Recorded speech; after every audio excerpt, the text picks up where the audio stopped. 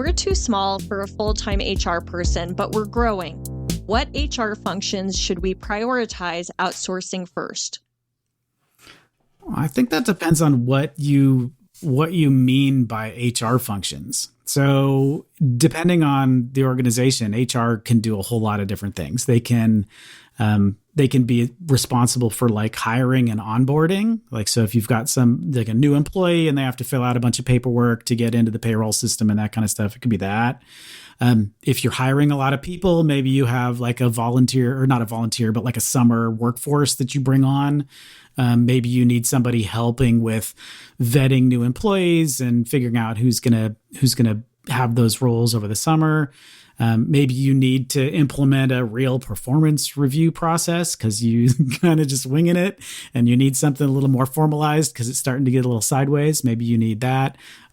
Maybe you have internal challenges that keep taking away your time, and you need somebody to run interference for employee grievances and things like that. So I think it kind of depends on what it is that you're seeing as a challenge, and then potentially bringing in somebody to help with that.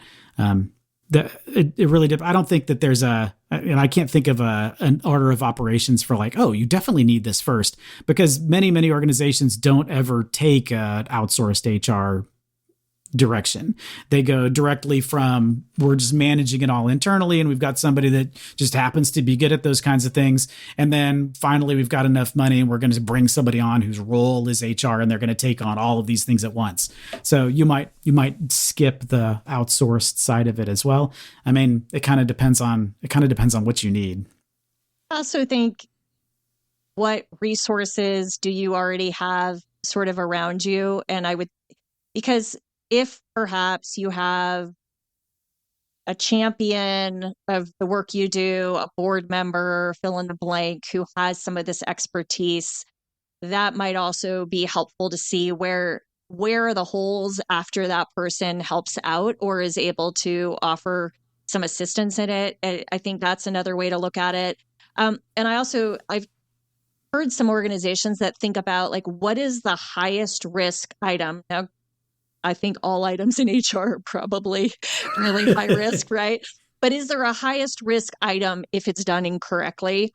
And I know a lot of times I've heard organizations lean toward, gosh, payroll is icky. We don't want to do that ourselves. So we're going to are there things we feel more vulnerable around that could really put our organization at risk, that maybe that's where we really want to leverage that expertise? Because we're just nervous and we're not sure we're doing it right. So I think those are some other lenses to look at. I tend to always lean toward HR. The way I look at it is there's like the paper side, the legal side, we've got to check these boxes and, cross these T's and dot these I's kind of side, and compliance side and compliance with the law. But I also look at, there's very much the relational side of HR when we look at the macro HR picture and how, everything happens from what you were saying, Andy, from hiring employees, onboarding them, ongoing education, performance management systems. And I feel like organizations that keep that relationship-based piece in-house or get the training to deliver that in-house tend to do better, because it's just it's like the compliance side. There's people with that expertise, and they can go they do it for a lot of people. Go have them do it, but sometimes there's some nuance and some more things unique to your culture, in my mind, that of how you want to go about some of these other things with hiring and onboarding and stuff that can be advantageous to keeping it in-house. So that'd be another lens I would potentially look at. Nonprofit governance. Nonprofit answers. Nonprofit board. Nonprofit management. Nonprofit marketing. Nonprofit resources. Welcome to Nonprofit Everything, the podcast where hosts Andy Shurick and Stacey Wedding answer your questions about all things nonprofit. Hey everybody, welcome to Nonprofit Everything. I'm Stacey Wedding, and I'm here with my fabulous co-host Andy Shurick. Andy, before we kick off today's episode, I have a question for you. What bumper sticker, if you could create any bumper sticker, what would it be? Well, there's one that I do want to create, but it's got a swear word in it, so I won't mention that one. But I think the one that comes to mind is empathy is not a weakness. Empathy is not a weakness. Empathy is not a weakness. It could go right next to the coexist one. Ooh, I love that. Ooh, I love that. Although you have me wildly intrigued now about what's the one with the curse word I'll tell you is. off mic. I tell you when we're not recording. Okay, because well, we we're want to not keep our G recording. rating. So see, this is the advantage you get when you're the podcast and co-host. You get to hear the inside scoop. So anyway, I hear you. I don't have an original idea, but I did see the other day, because I'm a dog lover, and I was driving behind a guy and his bumper sticker said, dogs rule, people suck. And it was kind of like apropos for the day of what's going on in the world and life and all those things. And I was like, oh my gosh, yes. So anyway, I'll have to get creative and think of my own. But what would be your listeners? What would be your bumper sticker? You'll have to drop us a line and let us know. Very curious. So anyway, we are excited to have you here for another episode today. We just want you to know, whether you are wrestling with board drama, you're chasing grants, you're just trying to keep the lights on or keep your head above water in this crazy environment, we have got your back. We are so glad you're listening. And we're going to just dive in now to a new episode. So enjoy.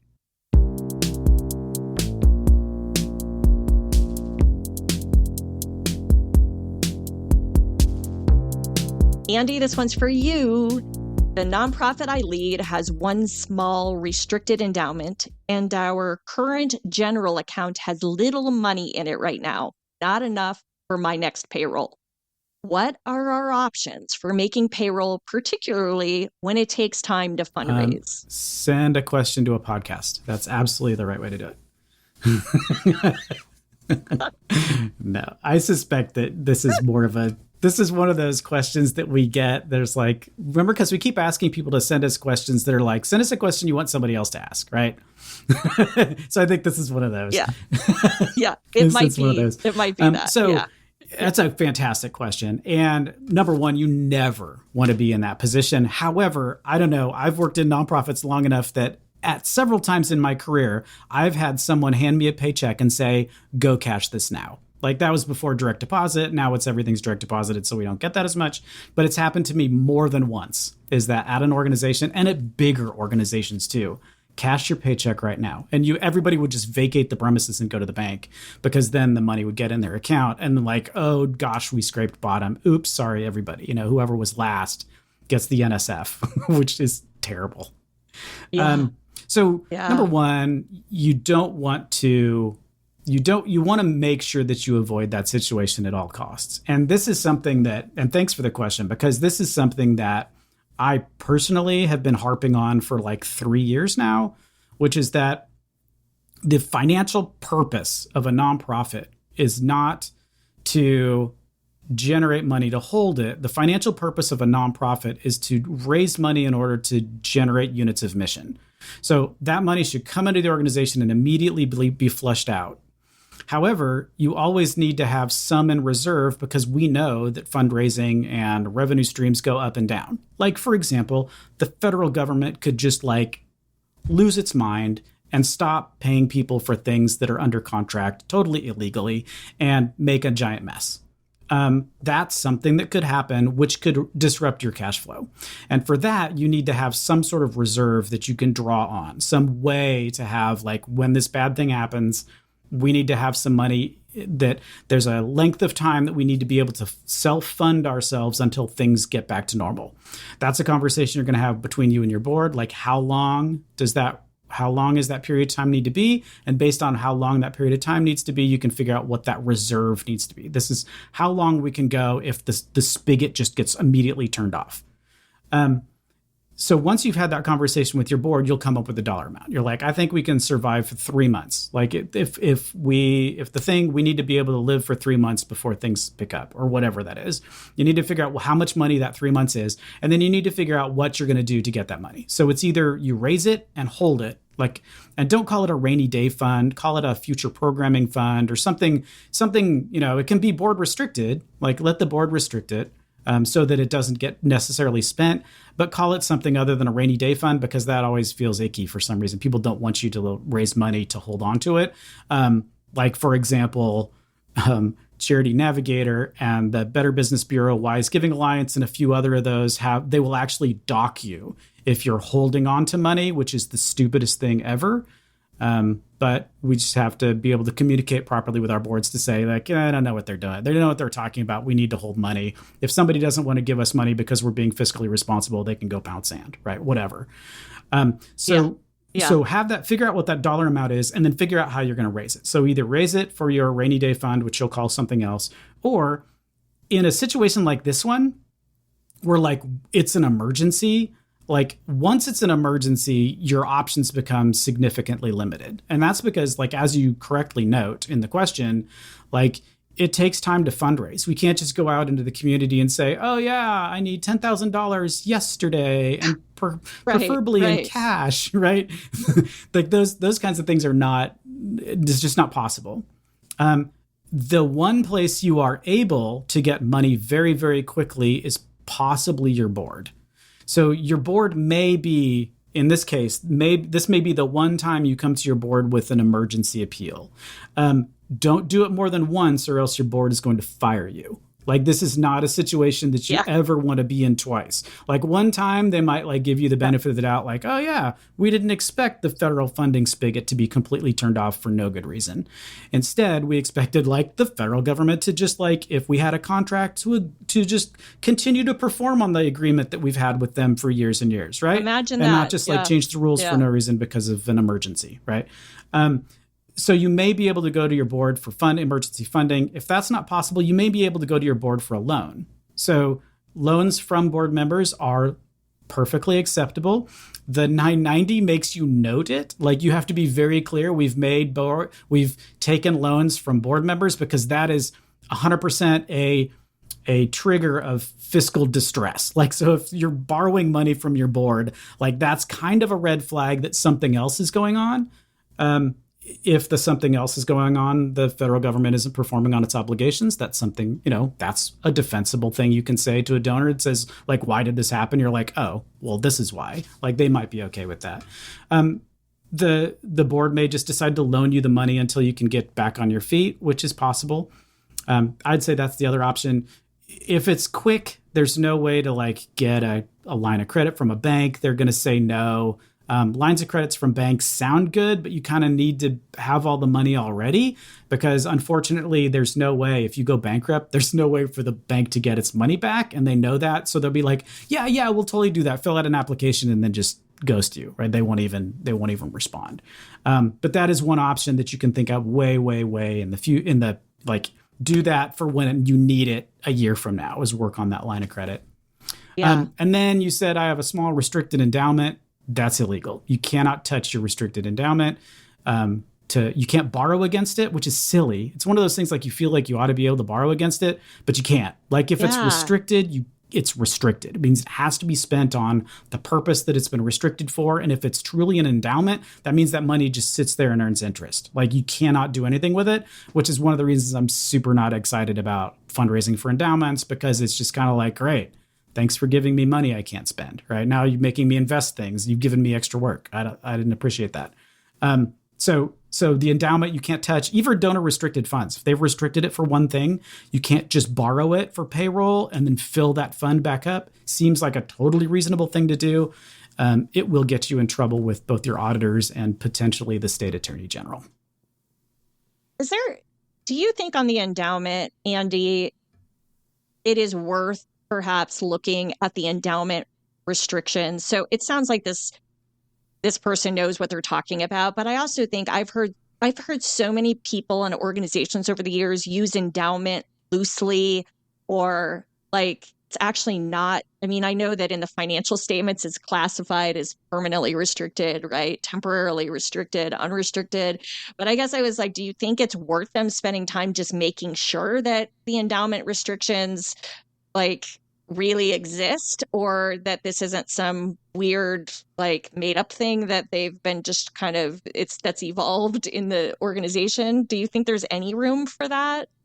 Yeah, it's possible. I mean, because we throw words around a lot of times, especially smaller organizations with volunteer boards that just like you're just kind of making it up as they go along. They may call something one thing and like not really mean it. So we used to have those three categories: permanently, temporary, and unrestricted. Those went away several years ago. Now we just have two. Oh, they did. They did. Well, that they was like 7 years ago, Andy. Oh my God, I'm dating myself. It's Jeez. all right. They change it periodically just so that you have to go pay for CEs or something if you're a financial person. Like, it gives you an excuse to learn it all again. But the reason they changed it, well, one of the reasons they changed it is that temporary bucket was really confusing, because lots of things went into temporary that you didn't really feel like necessarily should have. For example, and it has to do with revenue recognition, which then opens up this other can of worms about like, why are we even worried about this? But like something like a pledge, like if I say I'm going to give you $1,000 a year from now, like technically that's temporarily restricted only because you just don't have any money yet. There's no way to spend something you don't have. So that's quote unquote was temporarily restricted.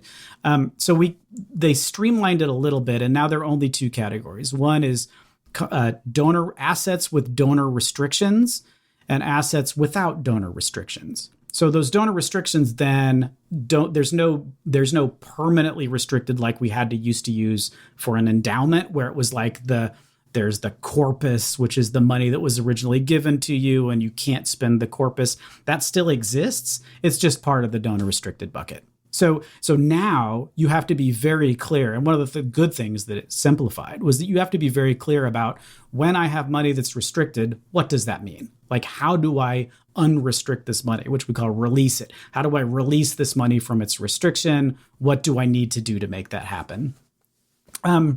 It's not super clear, but if something is in an endowment and it cannot be used, there will be a grant agreement. There'll be some sort of document that somebody signed somewhere that says, these are the rules about this money. And the thing it'll say is, the corpus may not be spent, or you may spend up to 5% of the corpus in a year, or, right? So there will be a document that says it. Generally, you don't just get random checks where somebody writes endowment on the bottom left-hand corner in the memo, or the left-hand corner in the memo. And then you have to figure out how to deal with it. Like, that would be like, I would accidentally not see that. That's too dangerous. That's a dangerous way to restrict things, is written on a physical check. So, I would for sure check with your finance person and make sure, like, when we said endowment, did we truly mean an endowment? Because you heard board endowment every once in a while, and that could be just a board restricted fund, which means that the board can unrestrict it at any time. Right. So you just need to see what the rules in the document say. Have you also seen it? So if there's outstanding grants or pledges, have you ever seen lenders that'll advance funds against kind of those because they're receivables? Have you ever seen that? Yeah, there are companies that they call it factoring AR. So that's what you're going to Google is how can I factor my pledges? But what that means is that you're basically selling the debt to a debt collection company who's going to pay you sometimes pennies on the dollar for that debt. So it's not a good long-term play. It's actually not a good donor relationship strategy, because all of a sudden you've got a collection company calling you about a pledge and not a donor relationship manager talking about the fantastic things that your organization is doing in the community, which is like you don't want a automated calling system calling somebody demanding money for the pledge that you sold. That's not a good way to keep your organization alive for any period of time. Well, thank you for, yes, I was hoping I may have had some brilliant nugget there, but it sounds like not so much. It's been done, but it's like the last thing an organization does before it dries up and blows away. Yeah. I think the one other thing I want to add, I think you may, all of your advice is just perfect, right? Spot on. But I guess I want to add, and you have to use this judiciously, kind of like what you said about going to the board. If you have a loyal long-term donor or few donors, that you can have a really transparent, kind of honest, conversation about that you do not plan on coming back to them ever again with this, but right now, given XYZ, particularly if it's not your own financial mismanagement so that you're in the spot, but actually something, or like just not, there's something like what's going on with federal funding right now, or you had a large donor pull out that because of the economy, or fill in the blank, something that isn't, something you could have prevented, something out of your control. I think on rare occasion, you can go to loyal donors who believe in you, care about you, don't want to see you, kind of shrivel up and die or start to miss payroll, because then you'll lose good staff and all that stuff. Like, I think you can appeal to them. I think it really has to be carefully done. I think it needs to be a one-time thing. Right? Back to the same thing with board, because it just puts that seed of doubt, like, wow, this person's asking, if this organization's asking me now, like, how do I know that you're not going to come back in another 6 months or a year with this? And so also, what are your plans? I mean, I think that's the other piece, is like, what are your plans moving forward to try to correct as much as you can this situation, or to start to really ramp up the fundraising piece of, your fundraising plan, and kind of like get that in motion, knowing it takes time, but looking at that. So I think that's one other thing I'd mention. And I also would say that not always, occasionally, depending on the funder, the grant funder, sometimes, how we get, like, you apply for a grant, you get approved, and then, you're in this weird limbo period for 3 or 6 months before you get the silly check. Like, I also think, again, you could, talk to a couple of those current funders and say, is there any way to future rate this payment, because we're in this one-time sort of shortfall situation? And but again, like, this is not a recipe for success. This is just like desperate, like fixing, like putting a Band-Aid on an immediate need. And so great, they give you the money now. What happens about next payroll? So it's definitely a longer term issue that needs to be addressed, right? Structurally, the way revenue is being generated at your organization. But I also just wanted to throw out a couple of those other things as options if you're sort of in that desperation mode. Yeah, there's lots of things you can do to generate cash flow. There are very few things you can do to generate cash flow right now.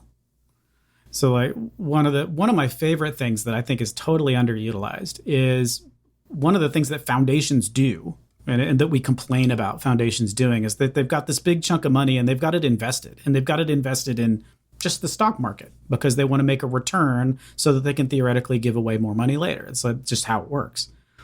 You can be that investment. Like, there's nothing preventing a nonprofit from getting a loan from a foundation that's not part of their granting, but part of their investment portfolio.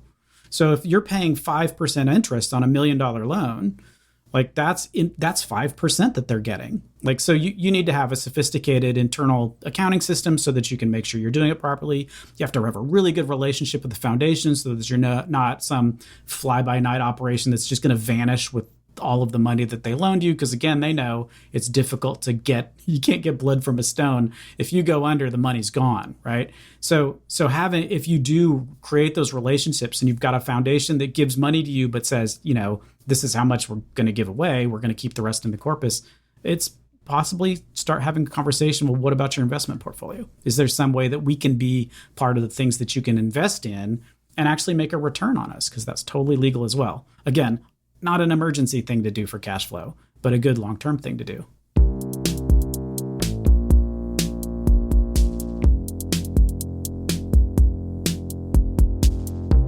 I'm a newer listener to Nonprofit Everything and enjoy the practical insights. You're welcome.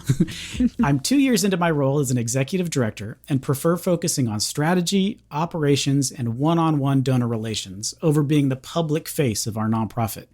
My development and programming team thrives in the spotlight and excels at public events, but my CEO and board are pushing me to take a more visible role at programs and events.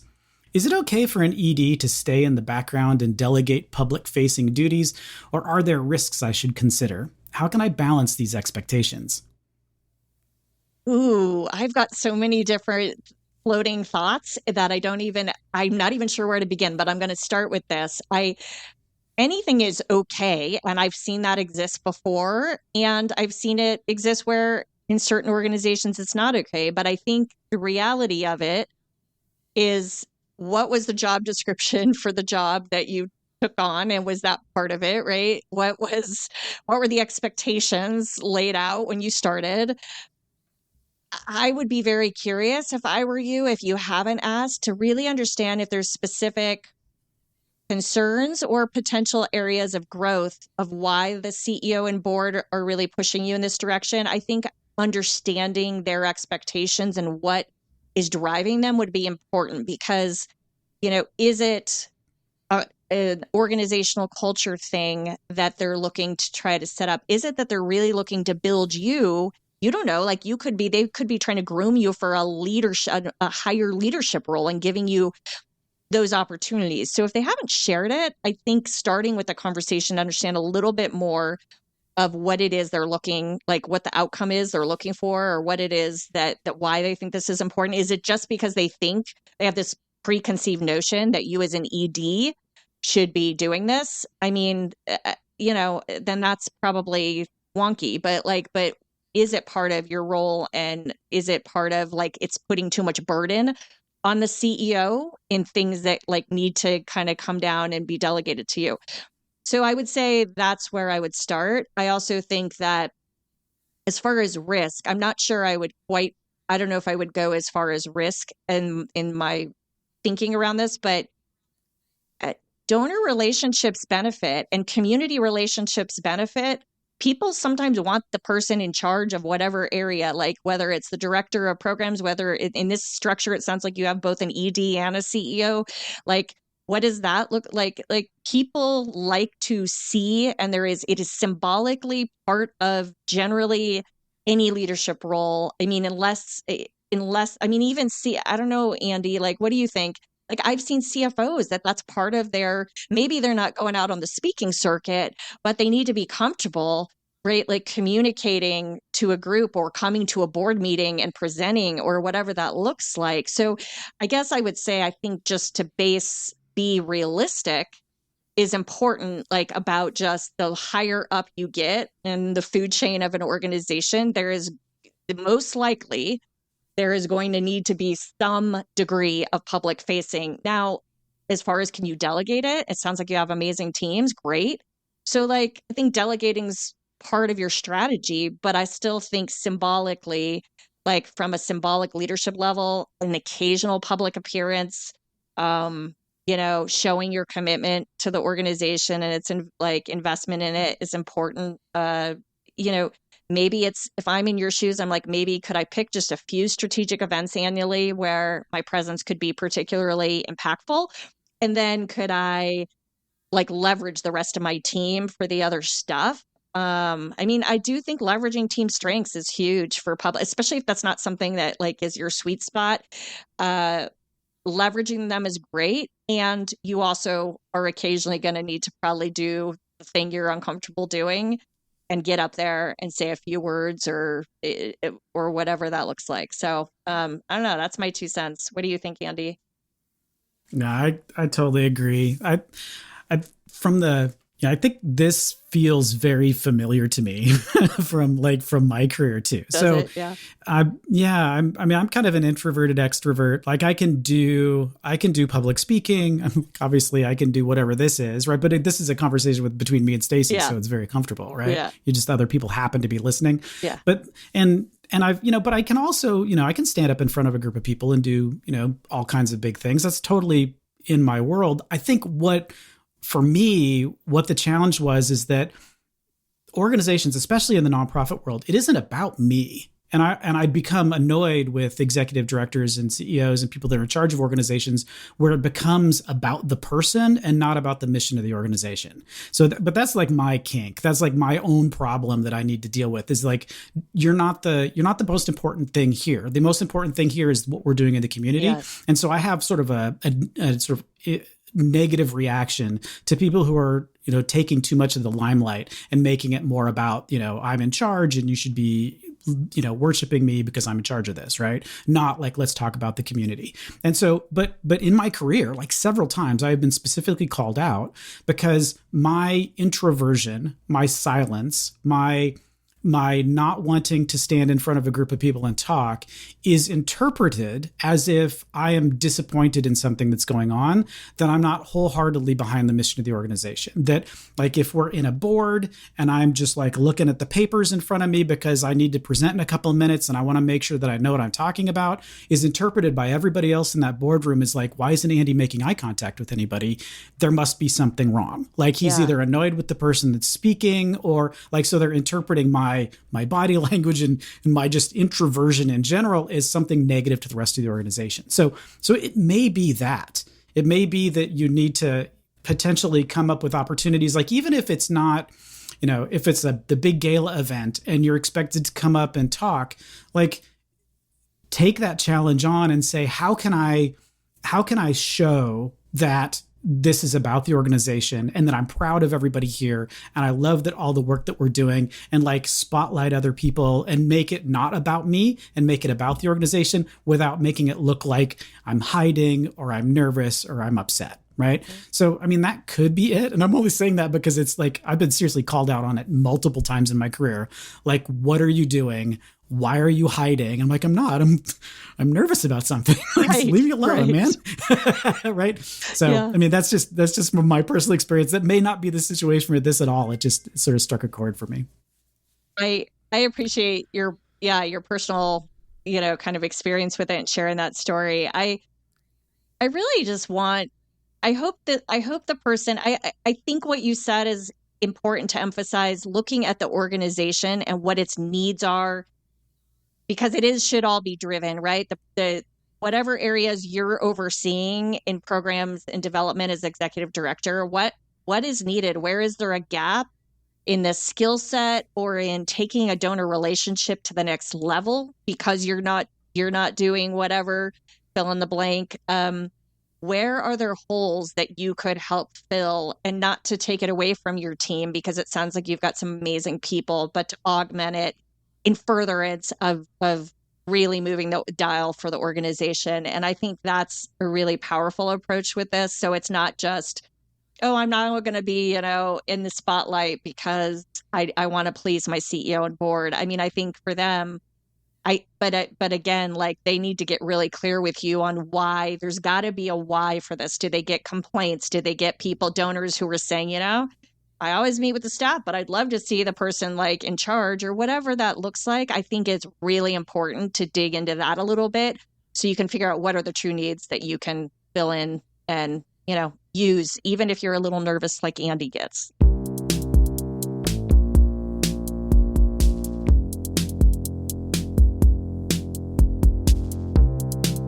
Thanks for joining us, everybody. Stacey and I appreciate that you've taken your time to listen to the podcast.